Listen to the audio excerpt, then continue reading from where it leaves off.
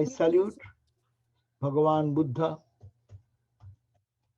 who is full of compassion, who gave up the joys and pleasure of kingdom like a piece of grass and accepted the dress of a mendicant monk and even declined the Vedas and the killing of the animals. So I salute that Buddha again and again. So today we are here. Thanks for your participation. And at this time where we cannot see each other, but at least we can see online. And here we are today celebrating Buddha's birthday. And Buddha is called the Washington uh, of spiritual kingdom. He attained freedom and led a path to give freedom to all. So our topic today is mindfulness and spiritual life. So today, if we are celebrating Buddha, means we are celebrating that auspicious thrice blessed day in which he was born the same day and he attained his awareness about his own Buddha nature, and then also he left his body on this particular day of Purnima, which is not today, of course, but close by. And he whole spiritual life is a very simple thing. It is dealing with the mind, because mind makes all this horrible conception and pure mind gives all this clarity. Impure mind filled with ignorance creates this universe, and pure mind teaches us that ultimate truth. We find the very basic principles of Buddha is this: he didn't go to believe whether you believe in God or not. That is a secondary question. Do you believe in God? That question is not necessary. He only put it in such a logical way that this truth can be understood by searching into the objects of the universe, the situation in which we live through and we go through. If we look at that, then you find the solution there itself. Not believing in some extraterrestrial God sitting somewhere, or not doing in the name of spirituality, killing animals and drenching the world with the blood and making yourself going to heaven. So what he gave a very logical conclusion of life, and he taught about the very fundamental truth. That's called the four principles of truth. This is called Arya Satya. Arya, eternal. Satya is the truth. So you need not to have to go for any philosophy, not to go to any person to learn this under any teacher, but your own life will clarify that yes, that is the problem and there is a solution. So Buddha's fourth principle is very important to understand, that life has the truth. It is a one truth, that life has suffering. Is there anybody who can deny this? I don't think any human being can do that. Even the animals will not feel that way.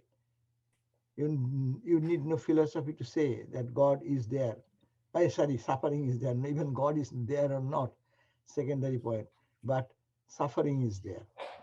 So fundamental principle what Buddha taught us, that there is life is subject to all kinds of suffering, all kinds of suffering.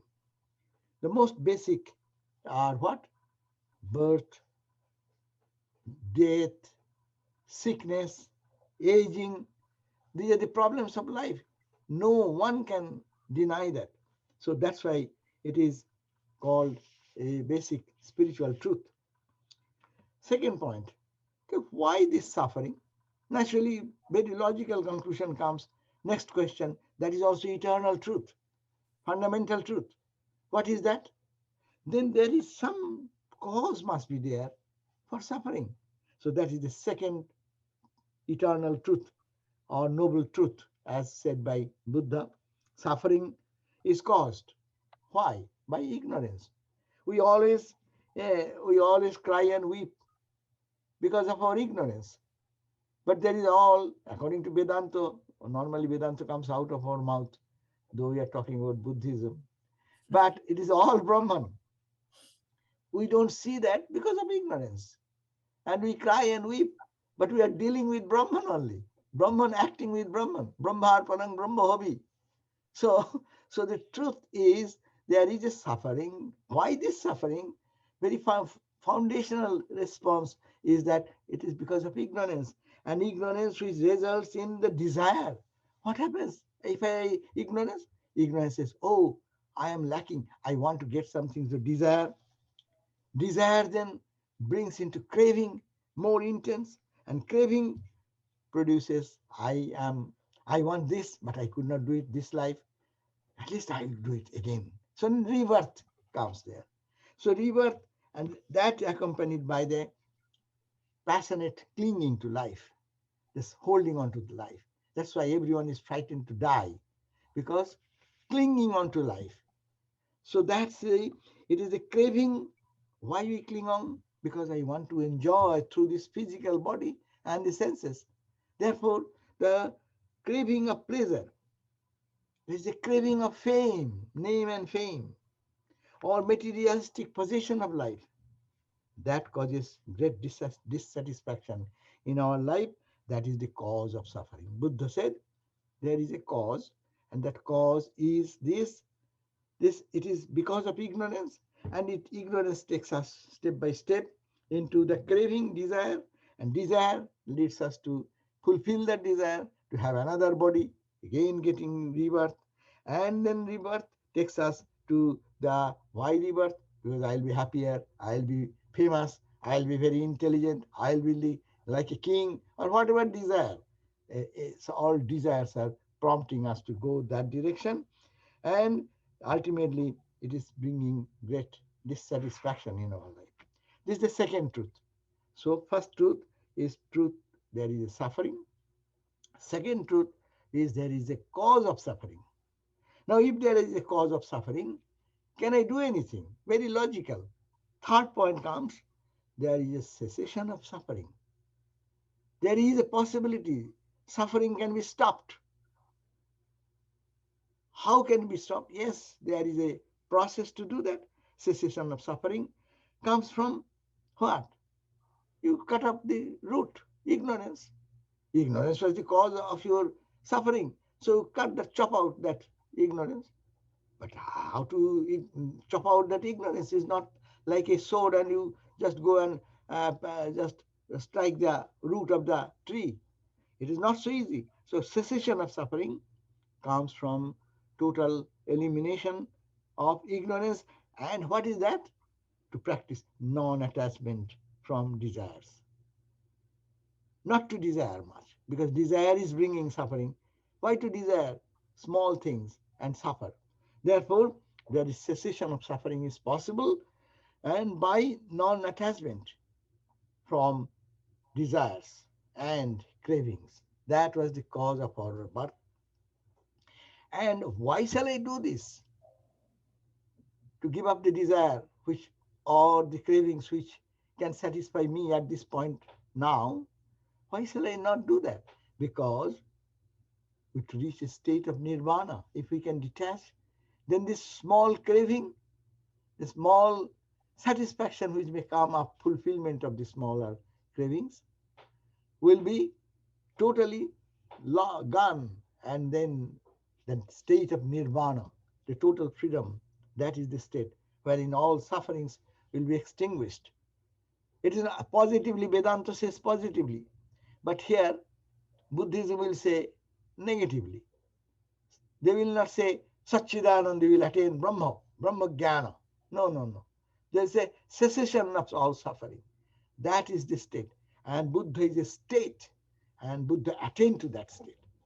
So this is the third point, that there is cessation of suffering. And if there is cessation of suffering, then can I go there? Can I reach there? Then fourth truth is the path leading to cessation of suffering. That is the fourth very important point. So this is a scheme of total uh, life's philosophy, that we are all undergoing suffering. First, I'm going through suffering because there is some cause. Don't blame the cause to others, as we always do. Vedanta and Buddhism take the responsibility on their own shoulder.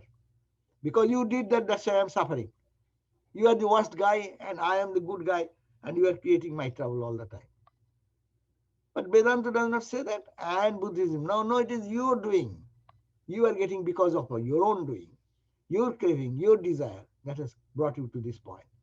So this is the second point. There should be a cause of suffering, and if there is a cause of suffering, there is a cessation of suffering. And the cessation of suffering, how to reach that cessation of suffering, there is a path to lead. And that path here is called the Buddha's path. Buddha's path, and that we all know. What are the path? And Buddha says eightfold path of liberation. And why I'm going to this, to come to the point of mind, because the whole philosophy of life is standing on mind, and mind's misconception and mind's right understanding. So this is to be clearly taken, that there is a path, and that path is to be followed. Sitting in one place and talking about uh, a nice thing does not give us satisfaction. If we sit here and talk about Dallas, I cannot see Dallas. So you'll have to take some action to go there, to physically go and then see. To some action is necessary. So that's called, we have to make a journey in the path. And that path is the eightfold path. Very fundamental thing. You don't need God here. That's why Buddhism did not need to discuss about God. Because people are philosophizing. God is Saguna, God is Nirguna, God is in the different deities. Why so many deities? Why stone is considered this? Is nothing, no such question necessary. Come to the reality of life. These are the problem, and there is a cessation path, and you be a moral person. You be a peaceful person. Make your mind peaceful. How to do that? These are the eightfold path. We all know eightfold path. What? First of all, it's called the right understanding. Understand this life rightly. We never think about understanding life in right sense. We, like a child, emotional people, run after the things in the world, and then running, get frustrated. And when we get frustrated, we accuse and blame everyone, but not finding that why I am running. What is the right understanding? Right understanding, that I have the knowledge. You know that these are the four truths of life, centering around all our activities are going on. So why are you understanding this? These are the realities, and you are forgetting that realities, forgetting that fundamental point of suffering. There is the cause of suffering, and there is a cessation of suffering, and there is a path of suffering. Forgetting that ideal, like a fool, like an ignorant person, running, ceaselessly. That is the problem. So first, it is right understanding. Understand life in its perspective. Uh, we are always camouflaged. We are seeing the glorious side of life. We don't want to see the ugly side of life. No, though both things. Only darkness, light is there, darkness is there. We only want light and not the darkness. You cannot get the coin on one side and not the other side of the coin. Only I will get the peace, joy, and I will not get the suffering side. That's why, first of all, to understand, they call it right understanding that this life has the misery and there is a way of going out of it. So we will be every moment of our life we should have to think. That's the mindfulness. Question of mindfulness is coming here. To understand that this is the condition of life through which we are passing. And we have a path to get out. So if we remember every day, that's why it is said that uh, when you in the life think that the death is holding on your tucked hair. We don't know now. COVID situation is giving a such clarity. I was talking yesterday with somebody. This morning I had gone. Huh? Oh, COVID affected. Hundreds and thousands of people are dying. Life is so fragile, and you are busy with some nonsense things and spending your time very joyously, thinking, I am a wonderful, what a great guy I am. So this is a foolishness. That's why follow the path, understand the truth. Mind, keep your mind aware of it. That's mindfulness coming. Second point, right thinking, right thought. Huh? Develop the noble qualities of life and don't cause harm to others. Right thinking. What is right thinking? What is the purpose of life? I don't want to be hurt. I don't want to hurt anyone. Feel that way. Act like that way. Therefore, don't cause harm and noble qualities of life to be cultivated. It's awareness is necessary in every movement of my life. I need to be aware of it. Most of us are not aware. We run emotionally. That's why Buddhism, of course, Vedanta gives the same idea. Buddhism is only offshoot of Swami Vivekananda. Buddha is a rebellion child of Hinduism. Actually, all these philosophies are embedded there, and then it was messed up with the Karmakanda people who made all this jagna, and at the end of the jagna, then they are cutting that animal slaughtering and this and that. That become the ritual, become the religion, and forgot for what purpose they are doing. I'm going to Sarga. Sarga, you are going to heaven. Heaven is an unimportant area. There is also same craving. There is also same jealousy. Have you heard the stories of the gods? How they are jealous of each other? As we are here, they are also same. Little fine, refined. Uh, in a refined world, as we move, our mind becomes a little finer. We do all the things, nonsense things in a refined way. The animals do it really rudely. There's the hunger and go and hunt. We do very stealthily. We do our own choices things in our own way. So this is the point. Right thought, develop some noble qualities, and don't cause harm to others, because life is so momentary and it should be utilized in perfect order.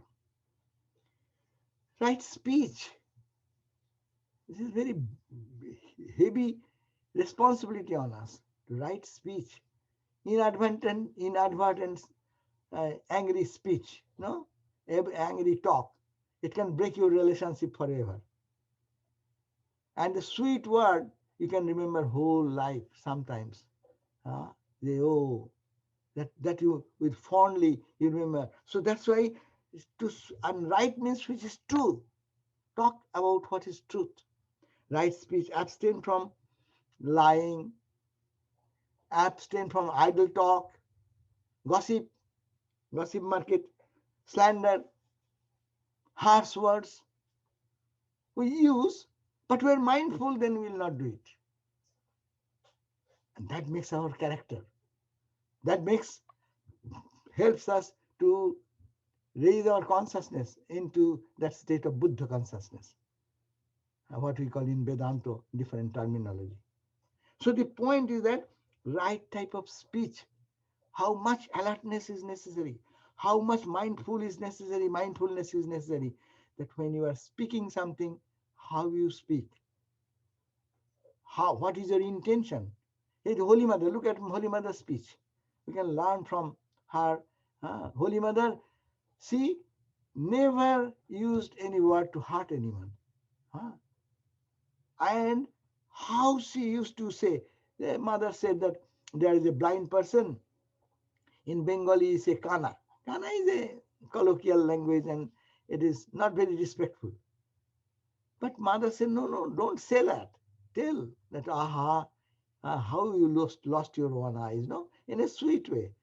Uh, and you can say the same idea, express the same idea in a very sweet, loving, caring way, and also in a harsh and rude and unkind way. So every speech, the Buddha says, that is the third noble path to enlightenment. He's not talking about samadhi. We always take it simple. Spiritual life is samadhi, because we read gospel. We see that Thakur is going to Ramakrishna is going to samadhi. So samadhi is very easy like that. Someone also tries to get it through some drug also samadhi. So all samadhi is by the market is very easy. But this is not samadhi easy market. It is to practice every moment. What are you speaking? What you're thinking? What is your thought? Are you thinking about the noble ideas? Are you thinking about not to cause harm to anyone? Are you thinking, understanding that this world is unreal? Our life is very momentary and unreal. So understanding will bring light and more light and more light. So the third point, right speech, it is whole life struggle to learn. No, it is not instant samadhi. Uh, some places you can get by $500, $1,000 samadhi easily. Yeah, but that is not the way Buddha said. That is not the way the ancient sages said. It needs sadhana. It needs spiritual practice and very much awareness of our own conduct, on thought, on our what we do. Then right action in life, right action. The killing, abstain from killing, abstain from stealing, abstain from sexual misconduct. They are very much rigorous on these points. You want to be reaching a state of Buddha awareness, then you have to be watchful about all these, that your action should be, what are you doing? What is the life you are leading? The thought which is promoting, or action is what? Thought promoted. What is the thought? When it expresses itself in action. So that means it is also indicating the intention of your thinking. What you think. Why are you doing this? Because your mind is telling to guide. So it is, suggestion is that abstain from killing, because that was Buddha's major emphasis on that time. Because when he came, that was a big thing to do, and this ahimsa. And all ahimsa also, we go to the Patanjali, ahimsa, the very first point, no? uh, of the moral conducts, ahimsa, satya. So see, asteya. All our points are already we are discussing. We think that it is something unusually new. No, it is the ancient thought, and every spiritual teachers teach these ideas. But here it is very focused towards person's individual life, improvement of one's life. So to be mindful about action, what we do, right type of action, abstaining from stealing. Stealing is also austeo in yama, 10 commandments. There also it is mentioned the same way. Stealing means, we think that stealing means I grab your money, purse. No, that is stealing, gross stealing. But there are many stealing which we steal every day. We steal any, say, what I am not supposed to see, I see. What I am not supposed to hear, I hear. So it is those weak points where we mindful about us, because we are trying to improve our character. Spirituality is a perfect character. And when these things happen, mind becomes watchful about all these things. If a thief is being watched by somebody, say police or any gentleman, then thief becomes aware. He gives up his stealing for some time. So the mind will give up its stealing nature, or it going in different direction and camouflaging our mind that I am spiritual, I am going to temple, I am doing my japa. Okay, that is good.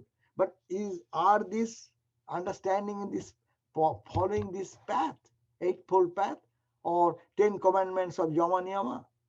So that is to be very important point. That mindfulness will bring the ultimate mindfulness. That's Sri Ramakrishna said.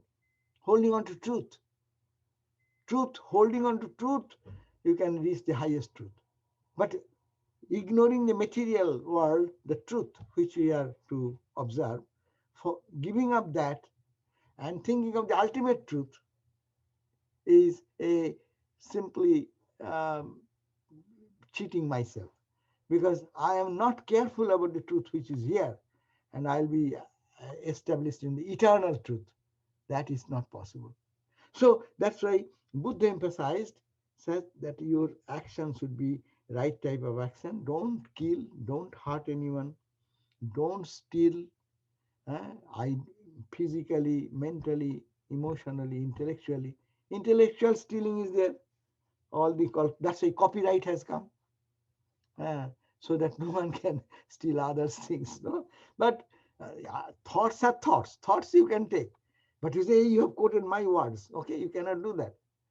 People do that in their own name sometimes. So that's why watchfulness, watchfulness, mindfulness, mindfulness, and that builds up the spiritual life. Right livelihood. So one should be aware that what type of livelihood I am to go through. For my survival, I need money, I need sustenance. But a person, honest person will try, who is spiritual person, will pay attention to the right way of living. Avoid any occupation, Buddhist will say, avoid that occupation if you can, that causes harm to others, such as butchering or selling intoxicants like alcohol or drugs. Even I have seen that in our, sometimes in the board, when they want to invest some money, I have seen such sensible people who say, no, no, no, this will give a good turn, 10%, same 18%. No, it is giving 5%, 3%. Okay, let us go for that. It is abusing the child, or it is taking advantage of the labor, women's labor, and this and that. So avoid that. So there should be awareness. That awareness should be there.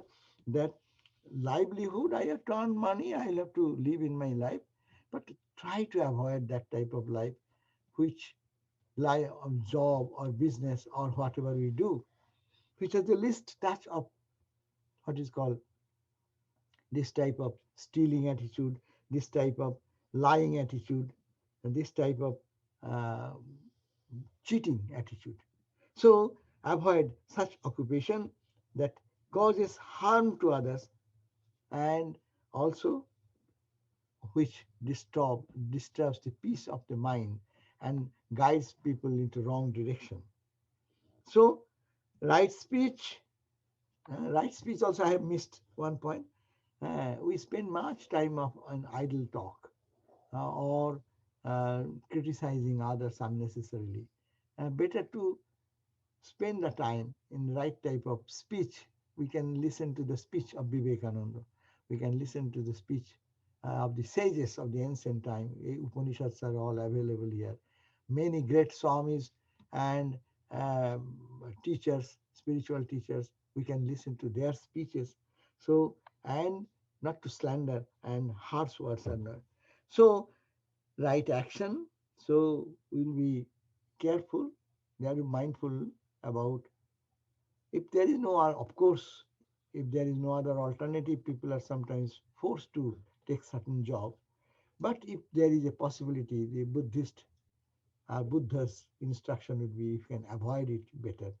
So at least you consciously know that it is not your liking. So livelihood, right type of effort.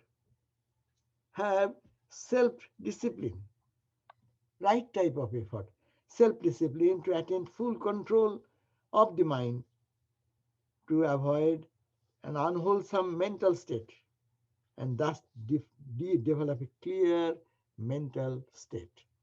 So right effort. So I must have to apply the effort, which is the takes me to this achieving this goal of life. That means self-discipline. Self-discipline, how to attain full control of my mind. Spiritual life is always subjective. So to objectively we live in the world, objective world, but living in the objective world, to be mindful, to look inside, to look at the discipline of controlling my mind. Why? To avoid an unwholesome mental state and thus develop a clear mind. So that is the right type of effort. Right type of effort, self-discipline, and to control over the mind, to ultimately develop a clear perspective of mind. Then 7, right mindfulness. Right mindfulness, a straight cut mindfulness. We are talking about every other's path needs your mind's attention, but here specifically giving right mindfulness. What is that? Develop awareness. Develop awareness of all kinds of actions that with the body, the speech, and the mind, so that we avoid our wrong actions and activities. So here, what I started from the point 1, awareness of the mind, awareness of the mind. Here it has been specifically proclaimed that you develop an awareness of all your actions of the body, what your body is doing, what your mind is thinking, what your thought is going, what your intention, what is cravings are driving you. Be aware, be aware, be aware, be mindful. Huh?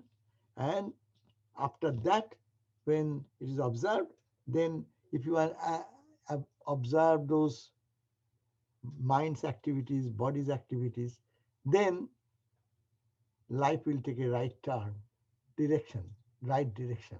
And then with that right direction, wrong things are avoided. Then what will happen? Now right concentration will come. Right concentration, that means that will lead us to eternal peace. Now I know where to concentrate,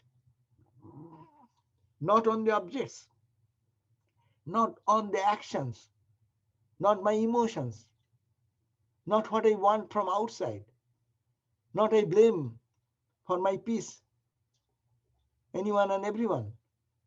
When you understand that, it's a path of negation. Just observe, observe, observe. Mind, mindful, mindful, mindful, mindful. Come, come, come. And observe. Our normal problem is that we observe these things, but we observe for everyone, but not for me. Now, Vedanta gives you this grand idea and Buddhism that look at yourself. You are responsible for your own life to attain the state of Buddha, Bodhisattva, or to attain the state of Vedantic term Brahman or Atman. It is your responsibility. Pay attention to that. Be mindful about that. And work on that so that these will lead us to a state of right concentration. And when all these things mind will eject, knowing that they are not my objective to dwell on it, then what will do? It will concentrate automatically. If all the rubbish is gone, then what will remain? Truth will remain. That is the Satya. Arja Satya, that Satya, that everything is, all these are changing and saying, but what is that I cannot say. That's why Buddha didn't say about that. He didn't say it is there. He didn't say it is not there. But only the understanding, when all these will go away, then truth will reveal itself.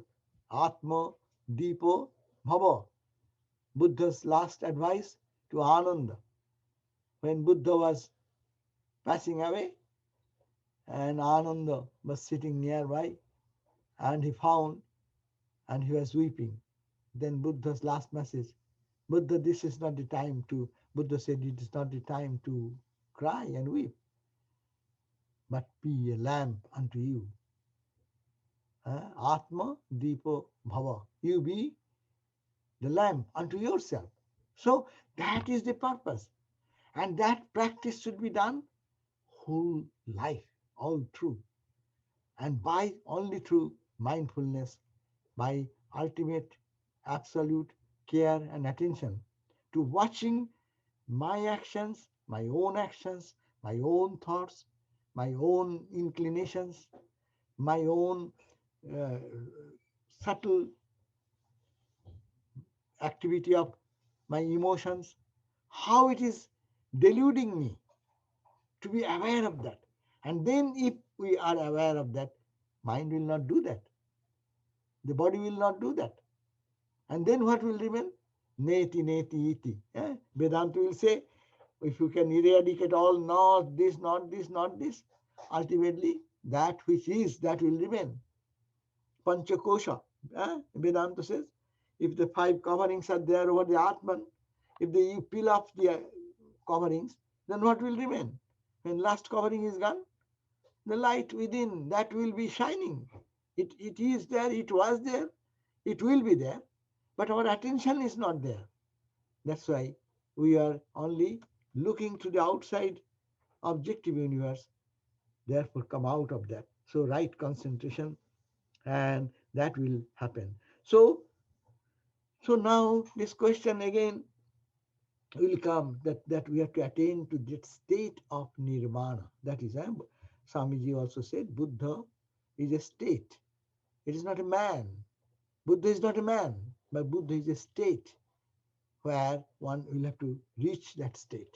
By we all can be Buddhas, and that is the claim of Buddha, and that's the claim of the Upanishads also. You are that, and you will be that. So it is possibility is there, path is there, only we have to be mindful. That's why spiritual life, the mindfulness and spiritual life, they go parallelly. Spiritual life means to be aware of the actions and activities, thoughts, and all our inclinations, and redirect it towards that one thing which is the goal and which is the ultimate peace. So spiritual life, mostly we miss the spiritual life, we become religious. That's why nowadays is a common term that I am not religious, but I am spiritual.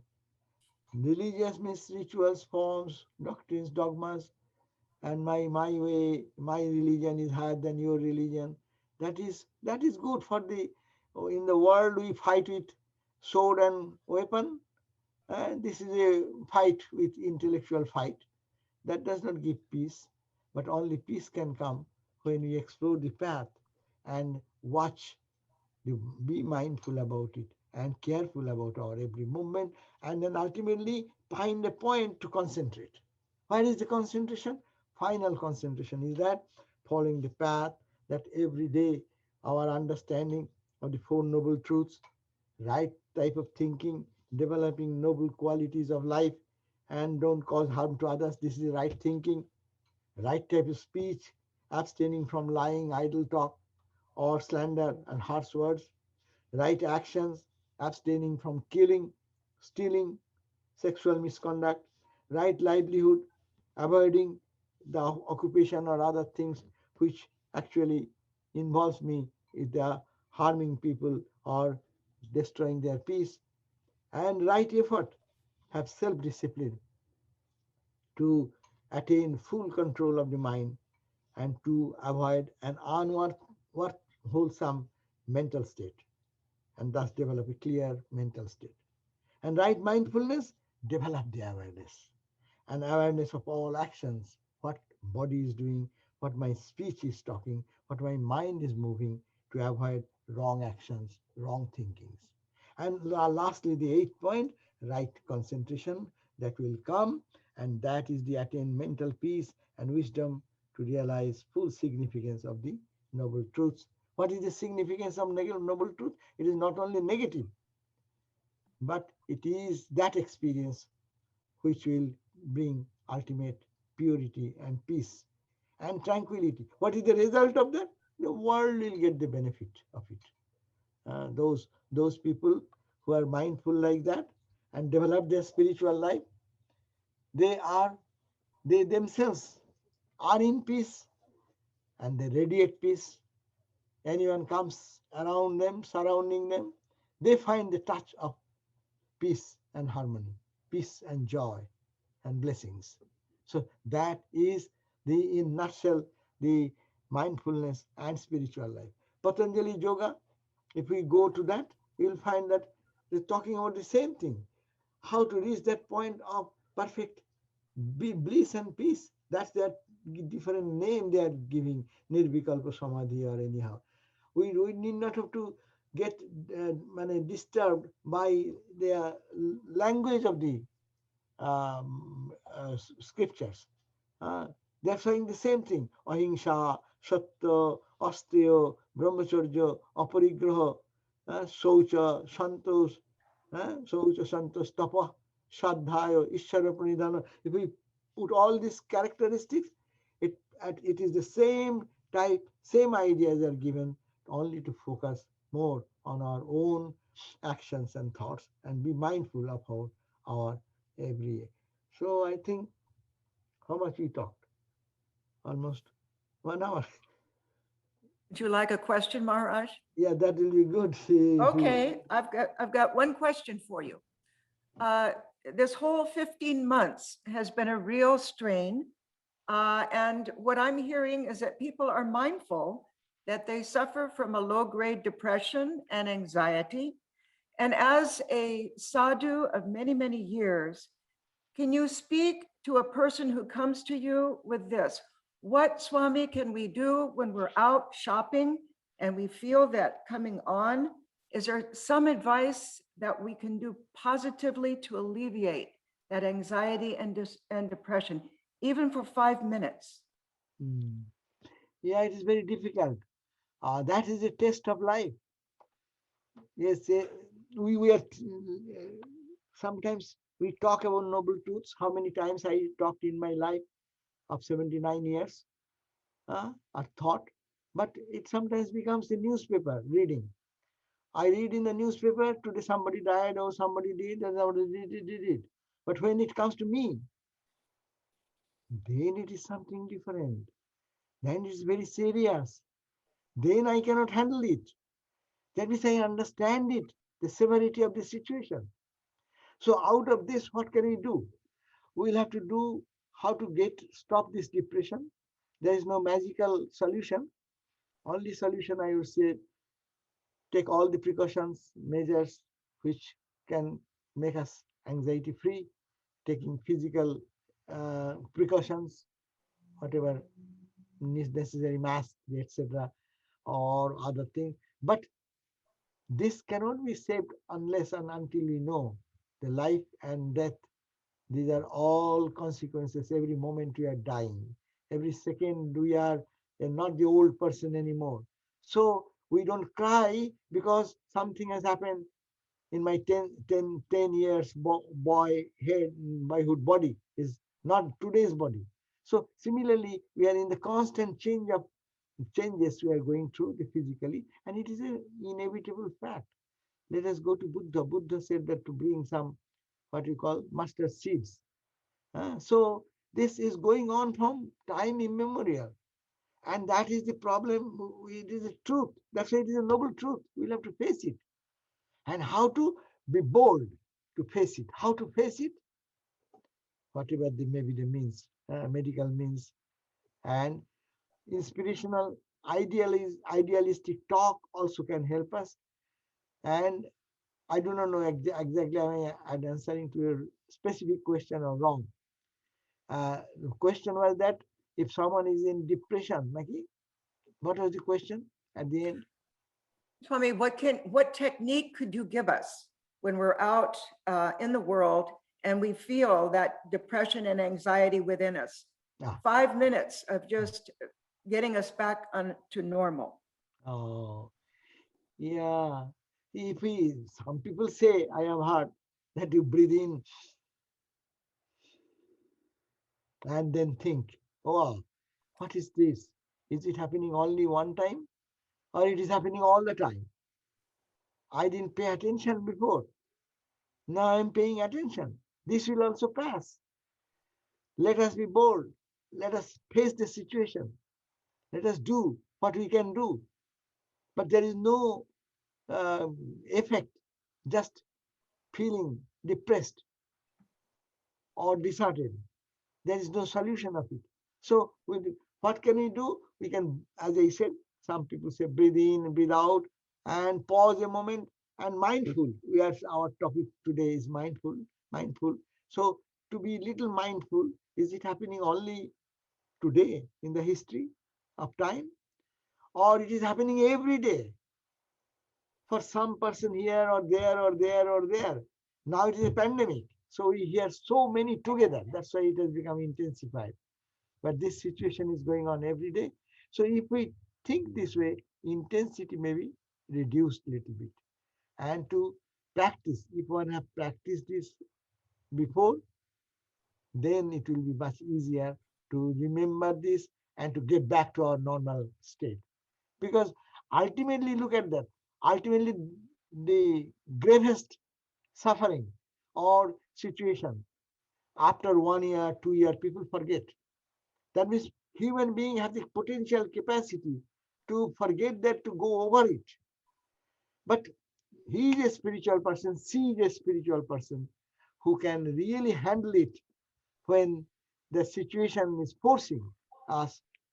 And at that point, we can remember, yes, I have crossed this type of suffering before many times. And this also is an obstacle. I will overcome it. I think the positive thinking can help. Maharaj, there's another question. Uh, Someone asked, sometimes we have to lie to protect ourselves in business. Do we always have to speak the truth? Mm. Uh, uh, True, uh, whether I cannot say tell a lie, but in our scriptures also it is said, you can lie when your life is endangered. Mm. There is one way of saying that. But it is the it is as best as we can, we have to hold on to truth to reach. But you need not have to tell lie. You can be silent. You can respond in a different way so that you are really not telling yes or no. This is an intelligent way of escaping the situation. But attention should be there. What is the truth? And it is said someone gives the example in our scripture that you are a holy person.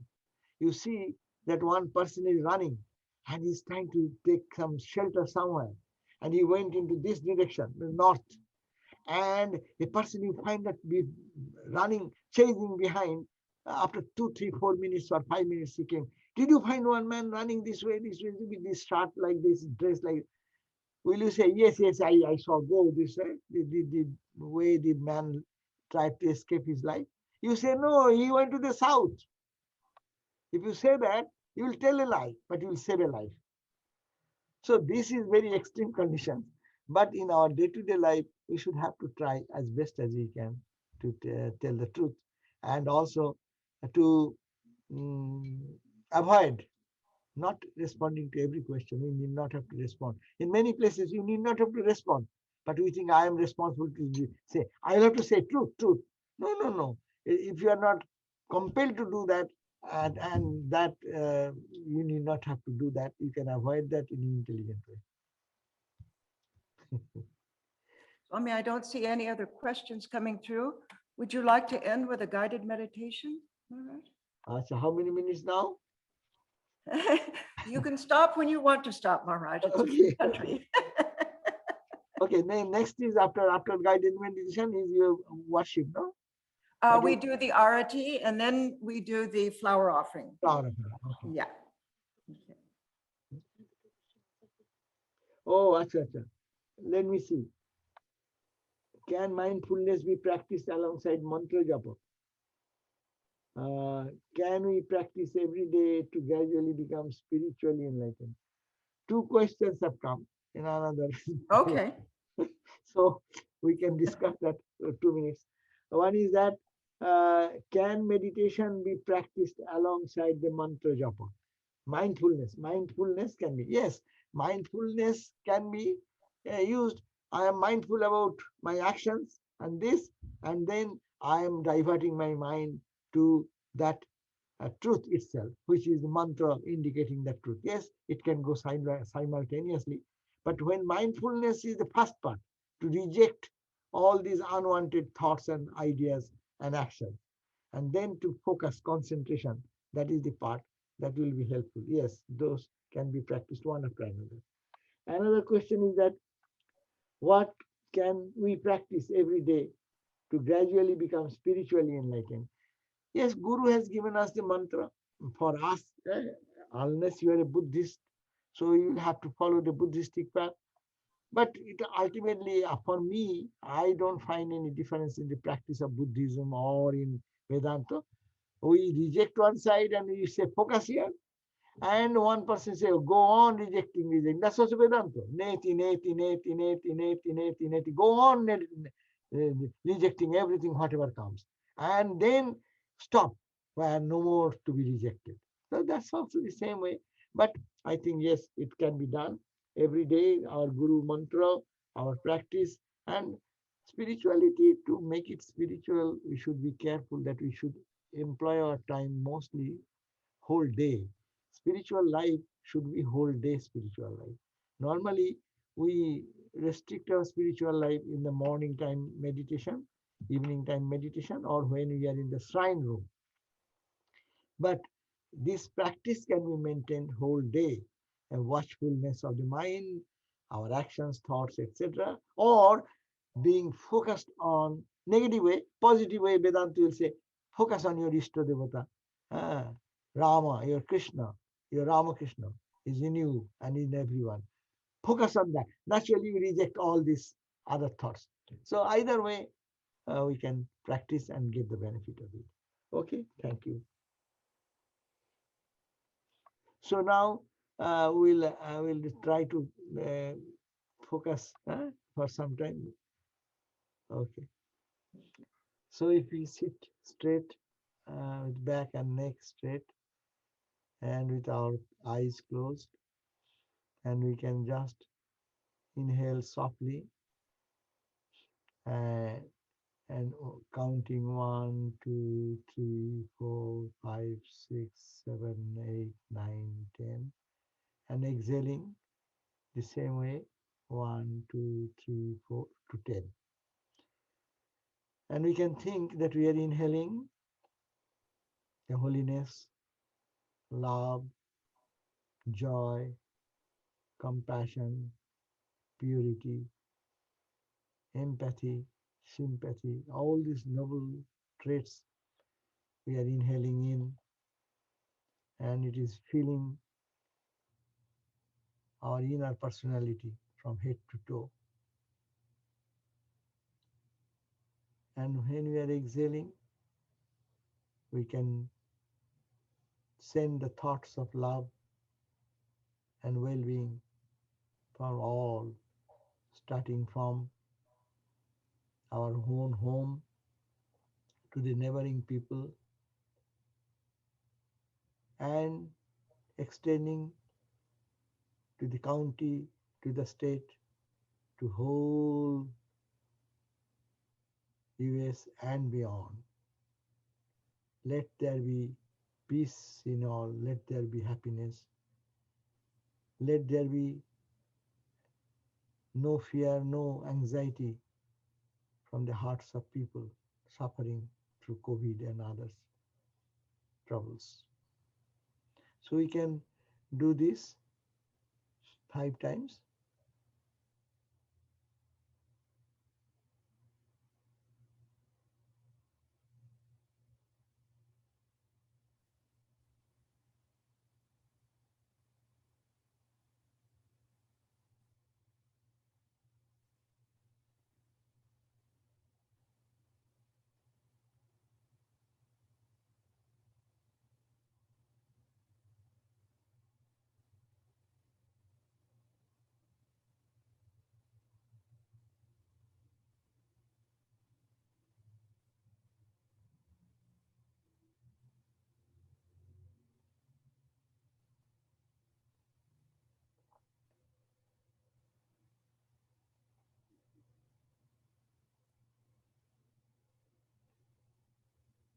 Now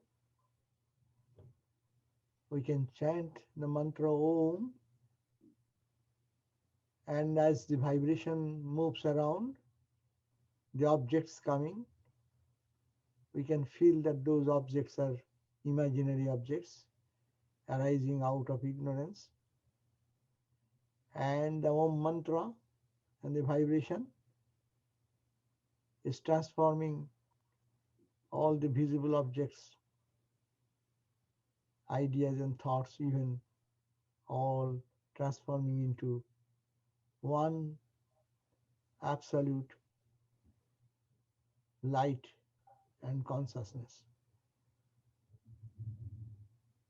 We can chant Om 10 times and we feel that the thought currents of love and blessings going on, and that positive energy is transforming everything of name and form, and everything is melting into that oneness, and that oneness is everywhere, east, west, north, south, in all directions, and forgetting our identity gradually into that state of awareness. So we'll chant 10 times Om. Om.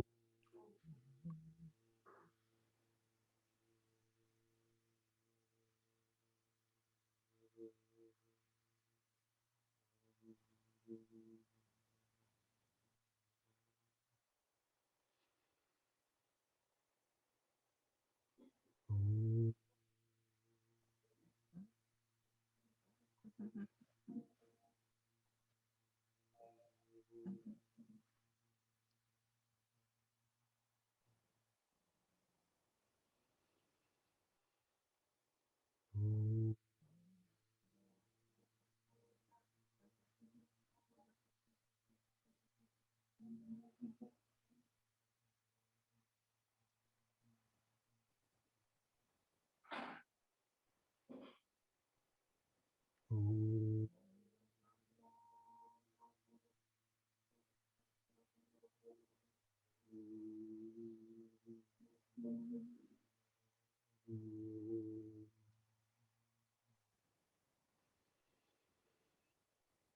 Om. Om.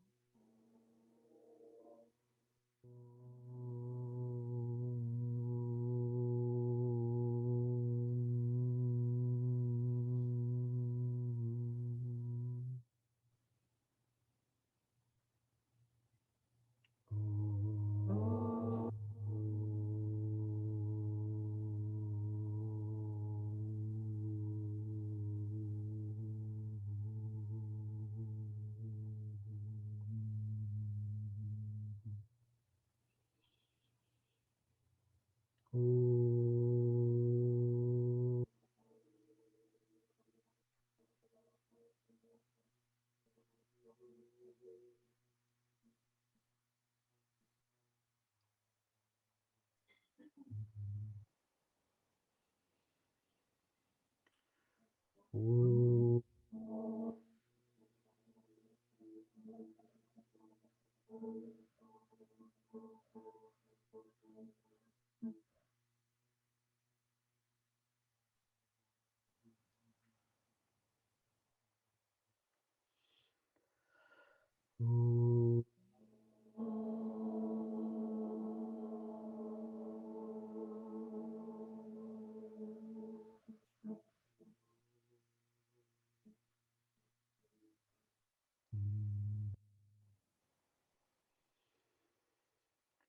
Now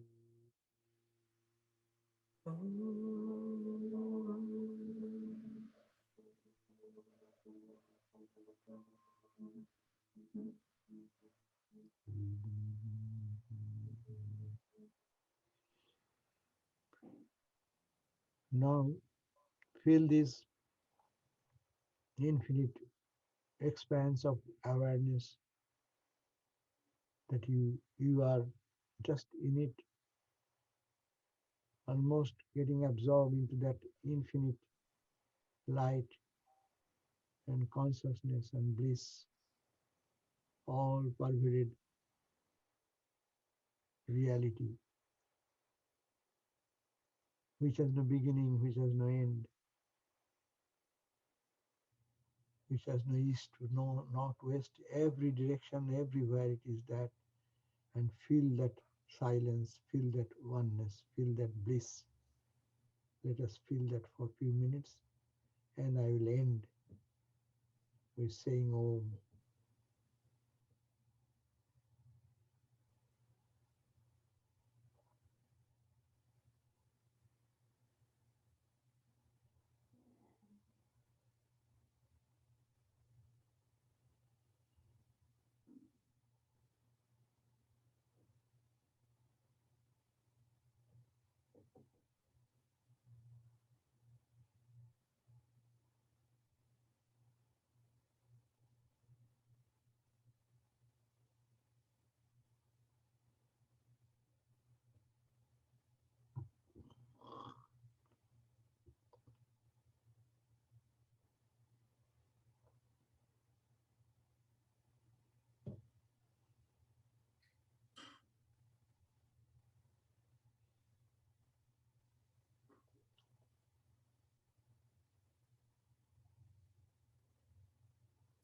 Om.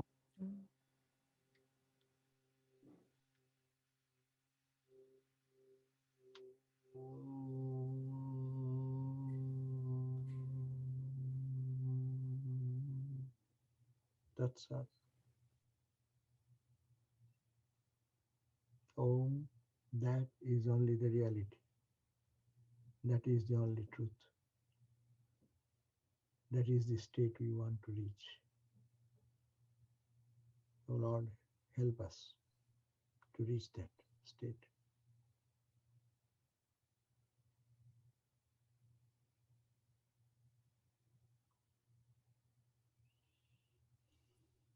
Thank you, Maharaj. We will now have the arati.